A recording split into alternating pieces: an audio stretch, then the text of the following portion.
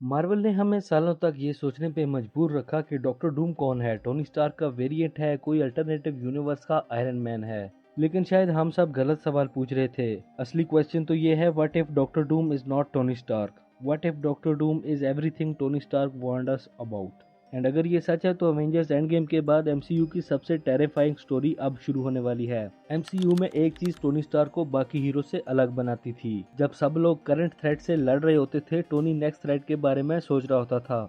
Iron man 1 से लेकर end game तक उसका पूरा कैरेक्टर एक ही चीज के अराउंड घूमता है, व्हाट्स कमिंग अप नेक्स्ट। और इसी ऑब्सेशन ने उसकी लाइफ भी बर्बाद की और दुनिया भी बचाई। एज ऑफ अल्ट्रॉन में वांडा ने टोनी को विजन दिखाया था, जिसमें डेड अवेंजर्स, डिस्ट्रॉयड अर्थ और टोनी अकेला था। उसके कानों में कैप्टन अमेरिका की आवाज गूंजती है, you could have saved us. You could have saved us. उस मोमेंट ने टोनी को तोड़ दिया।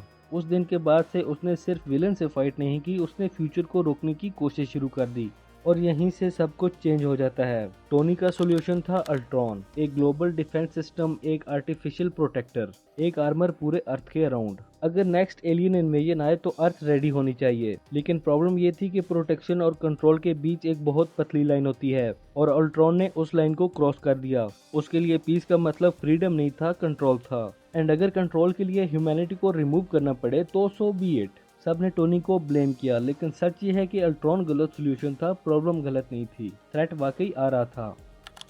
आयरन मैन 3 में टोनी डजन ऑफ सूट्स बना रहा था। Panic attack, sleepless nights, obsession, movies ने उसे ट्रॉमा की तरह प्रेजेंट किया था। लेकिन टोनी ओवर रिएक्ट नहीं कर रहा था। थैनोस वाकई आ रहा था, और शायद उसके बाद डूम भी। टोनी वो देख रहा था जो बाकी सब इग्नोर कर रहे थे। फिर आया सिविल वॉर। टोनी अकाउंटेबिलिटी चाहता था, स्टीव फ्रीडम चाहता था। टोनी सोकोविया अकॉर्ड सपोर्ट करता था, स्टीव अपोज करता था। एंड रिजल्ट, एवेंजर्स टूट गए, और जब थैनोस आया, अर्थ की स्ट्रॉन्गेस्ट टीम ऑलरेडी डिवाइड थी। टोनी का सबसे बड़ा नाइटमेयर रियलिटी बन गया।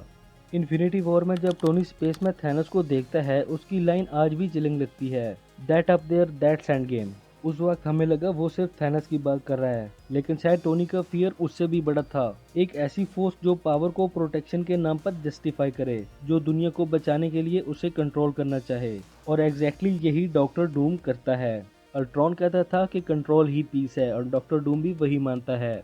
डिफरेंस ये है कि अल्ट्रॉन एक प्रोटोटाइप था, डूम मास्टरपीस है। उसके पास टेक्नोलॉजी है, मैजिक है, पॉलिटिकल पावर है, और टोनी स्टार का चेहरा भी। अल्ट्रॉन ने जो आर्ग्यूमेंट दिया था, डूम उस आर्ग्यूमेंट का परफेक्ट वर्जन लगता है, और यही बात टेरिफाइंग है। 11 साल तक एमसीयू में एक चेहरा होप की निशानी था। जब टोनी स्टार स्क्रीन पर आता था तो ऑडियंस रिलैक्स कर जाती थी, गुड गाइज के पास चांस था। अब इमेजिन करो वही चेहरा स्क्रीन पर आए, लेकिन इस बार हीरो नहीं, कॉन्करर बन के। ये सिर्फ फिजिकल थ्रेट नहीं, साइकोलॉजिकल वॉरफेयर है। एमसीयू ने पहले कभी ऐसा कुछ नहीं किया।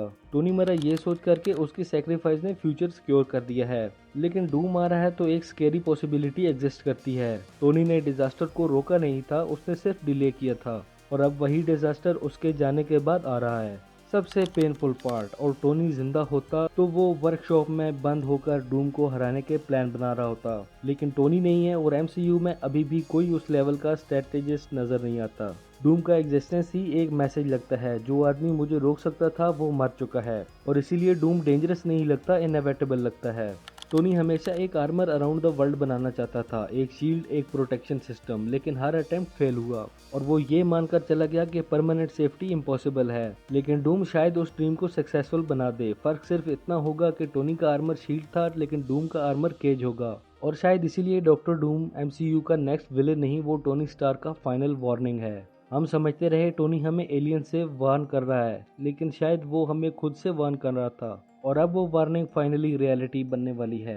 एंड अगर वीडियो पसंद आई तो वीडियो को लाइक और शेयर जरूर कर देना, और ऐसे और वीडियोस के लिए चैनल को सब्सक्राइब कर लेना।